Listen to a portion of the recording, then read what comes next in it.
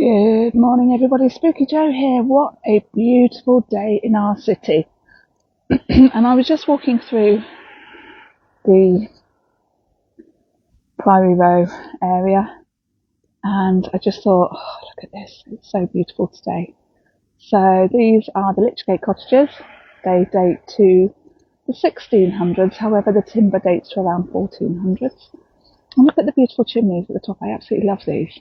My mum is actually staying in here. She's staying in two of these actually in May. So I'm super excited about that. But as I pan round, just wanted to show you what would have been the original Bluecoat School. To the right, ignore the barriers. They've been there for weeks. They've put some new lighting in. And then as I come round, that building there, the old Bluecoat School, would have been a charity school for poor children. And it's built in the shape of a French chateau, so it sits on top of the original foundations of what would have been St Mary's Cathedral. And then as you come around that building at the back with the big green windows, they are now Airbnb holiday lets, and they would have been, once upon a time, the ribbon weaver's house, and they would have worked anywhere up to about 18 hours a day. So they needed a lot of light, a lot of daylight, and that's exactly what you have there. And then as I scroll round, you've got Priory Place at the back there.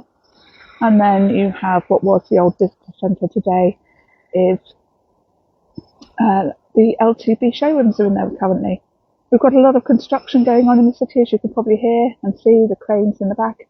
And then if I just come round a little bit, you'll see that we have some gravestones on the back there.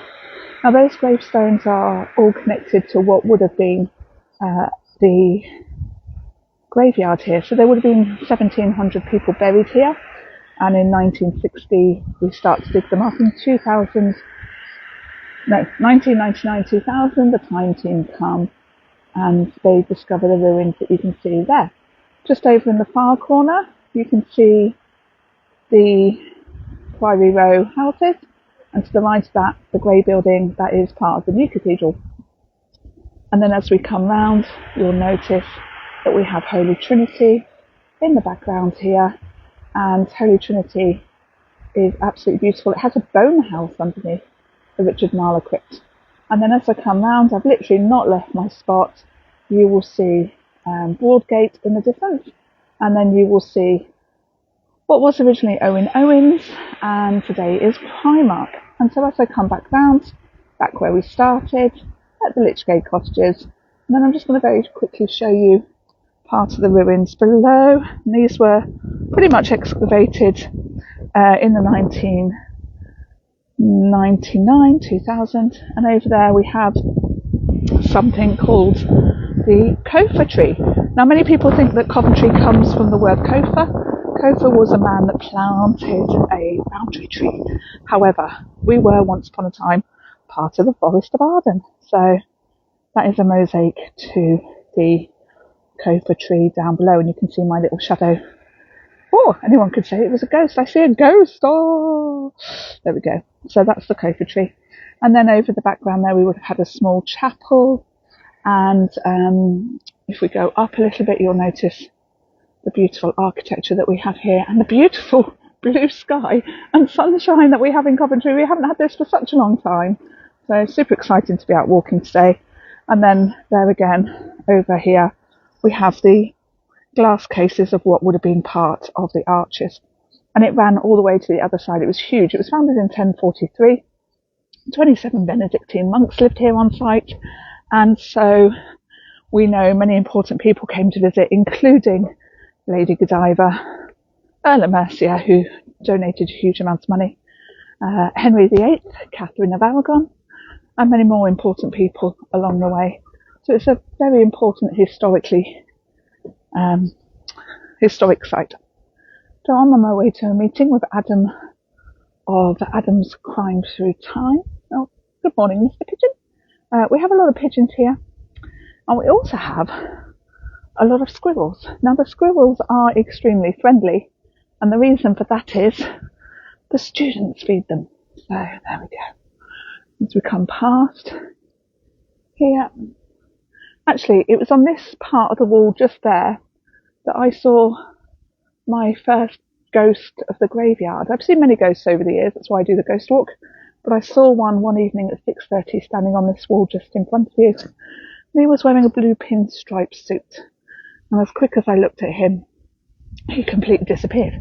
So I thought I'd take you on my little walk with me as we head towards the old ruins of what was our second cathedral, St. Michael's.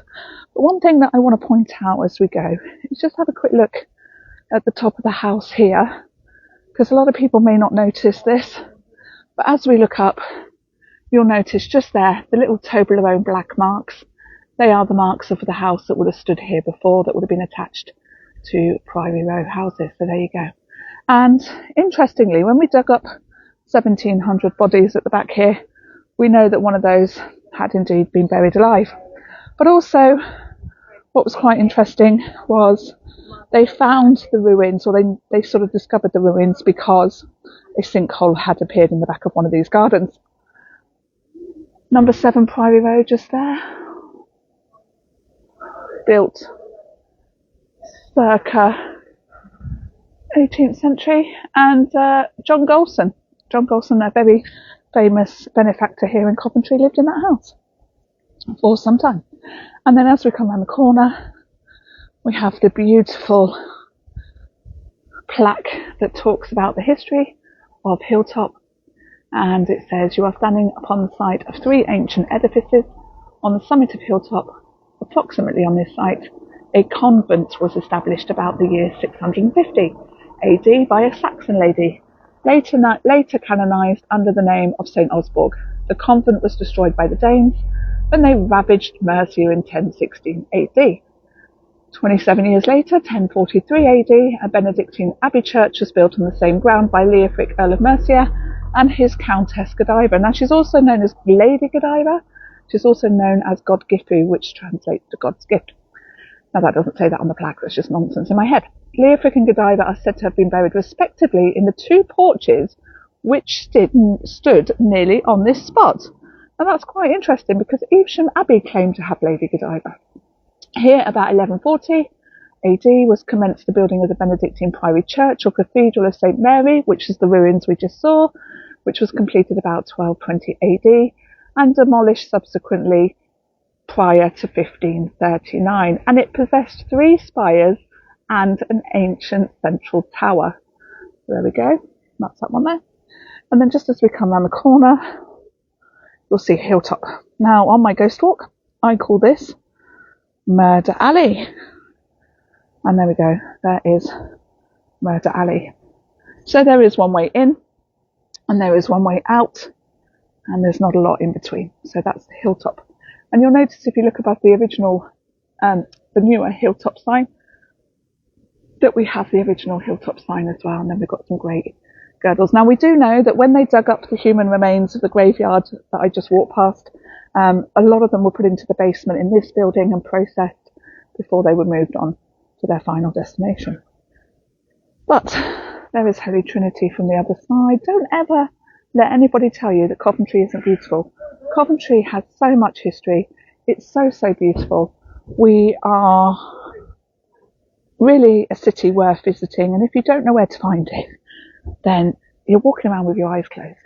But I'm just going to show you St. Michael's spire here. Now, if you notice from my picture, it's far more obvious in person.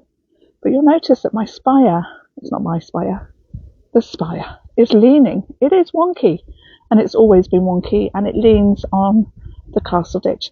But if you stand here where I am now with your back to Priory Row houses, number 9, you will notice it far more, and it leans, and it's always been leaning. So let's go around the corner. Little conflab going on over there, and that spire up there is the second ever spire to sit on Holy Trinity. The first one fell down during the freak storm of 1667. So let's go round. I'm going to finish up just over here because I need to go to my meeting. And the daffodils are out, which is beautiful. Always a good day when the sun is shining. And as we come round on the right, you'll see the ridiculously named Slug and Lettuce. This, once upon a time, was our county court, and it was our prison. So that's that building that you can just see in front of me now. If you go in there today, you will still see that it has the dock, the judge's chair, the coat of arms, the viewing gallery, and if you stand in front of the bar, you'll notice a different coloured piece of wood, and that would have been the entrance to the cells. So that's there. And you can probably just about make out the black plaque on the wall in the far distance. That is a memorial plaque for the last ever woman to hang in Coventry publicly, and that was in 9th of August 1849, and her name was Mary Ball. And then if we just come over here, you'll notice a headstone for a gladiator, John Parks. And then if we just go up here, I'm going to leave you with this. We have the spire and part of St Michael's ruins. Now this does not become a cathedral till 1918.